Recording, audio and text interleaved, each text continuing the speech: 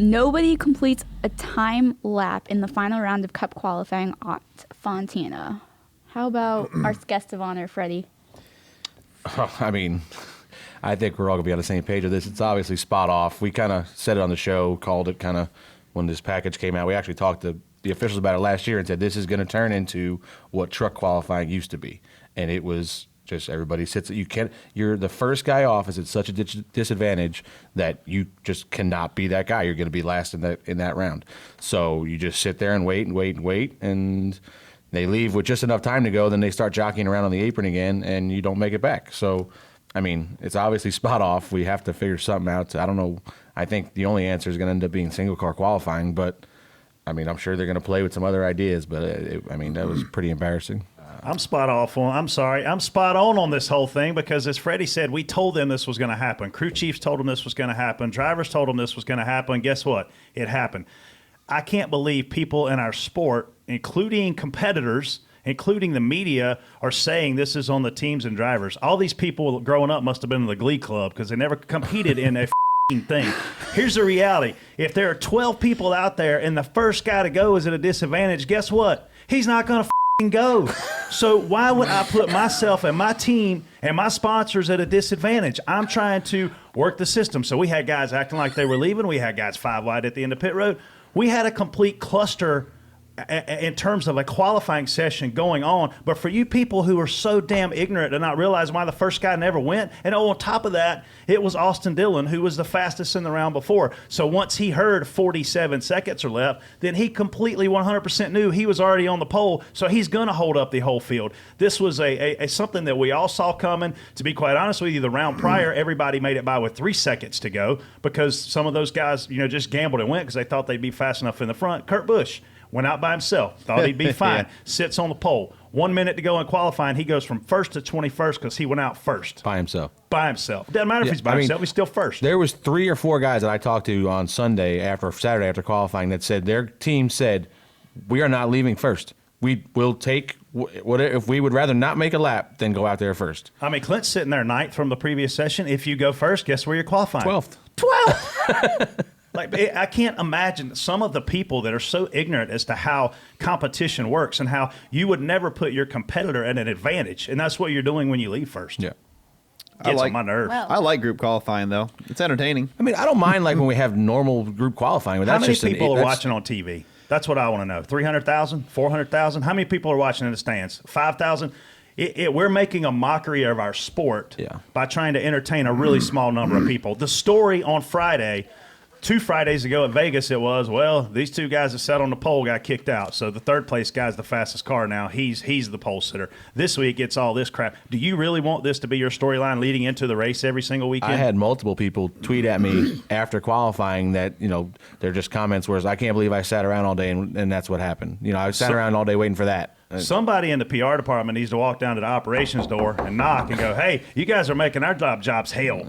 Stop. Fix it. I don't know, man. We're hearing all kinds of things are coming. Obviously, Scott Miller stood up and said tweaks are coming. I don't know what a tweak is. That doesn't sound like anything big. We're hearing everything from group qualifying to who knows what. I mean, not making a lap was almost the non-factor story because there was a lot of stuff that went wrong during that qualifying session. Yeah, a whole lot of stuff. We had guys. Talk about round 1. Yeah, let's start that's round what 1. I'm saying. You roll out for round 1. You're supposed to go out there, make 2 lanes on the inside and outside, and if you want to go, you drive your car through the middle at pit road speed, you enter the racetrack and run your lap. It got worse at the end there, but round one was we all left, and the majority of us had taken the green, so we're on our time lap. Clint's, in his instance, he was in turn 3. The yellow came out for the 9 spinning down the backstretch. When the yellow comes out, our fields are supposed to be frozen, and we're not allowed to complete a timed lap. So what happens is if you do complete a time lap, your time is disallowed. So I told Clint, yellow's out, field's frozen, our lap's not going to count, hit pit road, don't slide your tires, and don't speed. So we do that. Guess what happens to everybody behind us? Yo, yo, yo, yo, yo. Us and Harvick were the only 2 around us that I saw actually follow the rules, and Bubba Wallace. So basically the guys with good spotters and drivers who know the rules, we all followed them. Well, NASCAR didn't press the button or the button didn't work, so now they don't know who passed across – I can't talk, I'm so mad. They don't know who passed start-finish after the caution came out. So they just let everybody's time be allowed. Well, now I'm at a disadvantage. Freddie's at a disadvantage. Harvick's at a disadvantage because we have 2 more laps on our tires than everybody else. So in that situation, it would have taken some time to go in and made it right. What do? We're going on to round 2, everybody. Here we go. Well, what we should have done is just put 4 tires on. Like Chase. Oh, yeah. Yeah, Chase, man, I don't know. This guy wrecks in qualifying and gets 4 brand new tires. So I think the rule, I didn't know this rule until last year because Derek Krause that I work with on sometimes, he spun out coming to green at Phoenix off of 4 coming to green. You can do that. So he spun out, he came back in, and I'm like, they can't put tires on. They said, no, if you haven't taken the green flag yet, you get a set of tires, you can put them on. Well, Chase was in the middle of his money lap, taking the green, Yes. spun out, and let's bolt 4 more on there, let him go back out there. And he ended up in the top 10, didn't he? Oh, yeah, 100%. Yep. Yeah, I don't I don't see how that happens. But then I mean, we talked about on the show, and I'm not saying this is all a David Hoots scenario, but we talked about race control and the ability to be on top of these things, and that's it. They weren't on top of anything. round 2 went fairly smooth. Round 2 basically was foreshadowing to round 3 because we all barely made it back. It was 3 seconds left when I crossed the line for my time to count. Were you behind me? I was like second from the end. Were you in front of me or behind me? I think I was right in front of you. Yeah, it was close. Yeah, we were real close because we were doing this Mickey Mouse crap where nobody wants to go.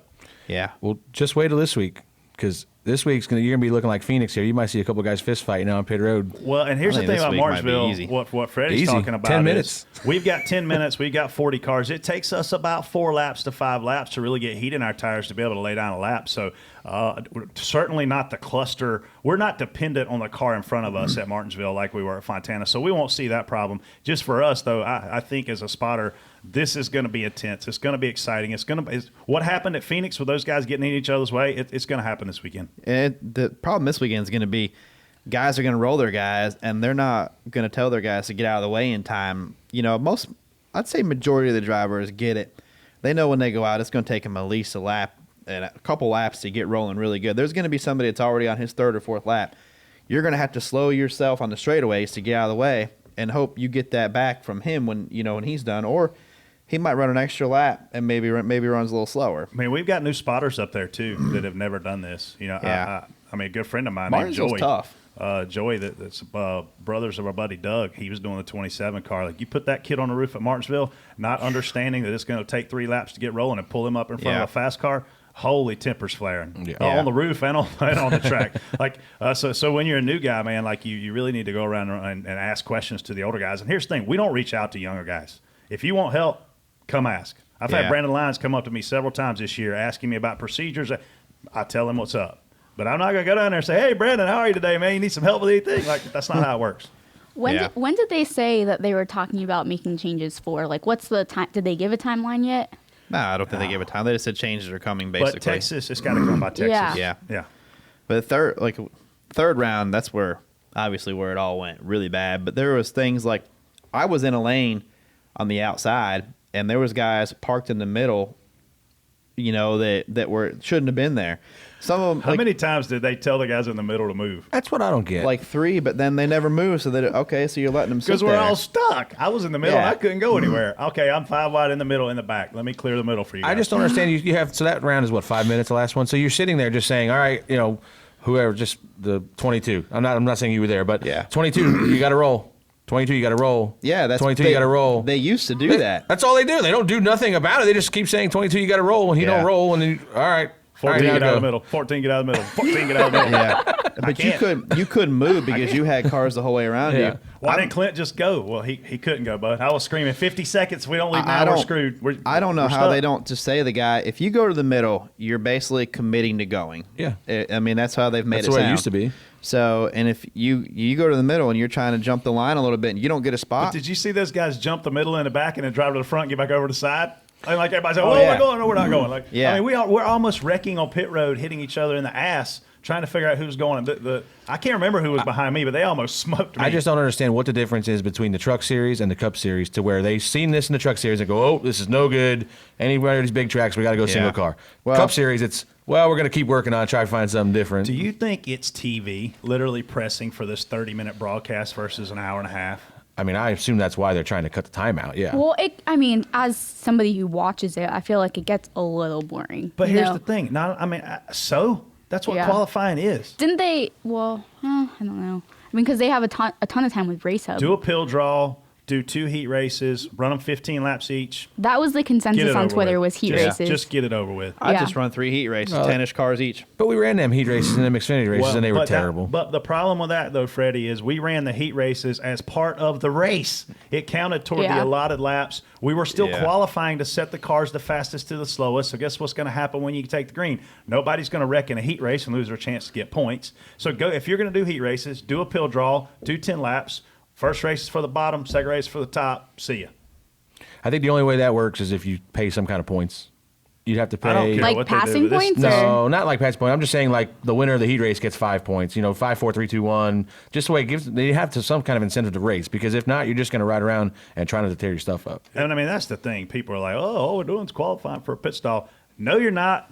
Stage 1, those points come off of qualifying. If you don't qualify well, it's very, very rare this year, with the exception of some Penske cars that I've seen make a lot of passes in that first stage. If you don't qualify well, you don't get stage points. So whoever these idiots are that's saying that, they don't pay attention either. All right, we better move on. we can talk about this all day. I'm tired of reading this dumb shit. God, it's driving me nuts.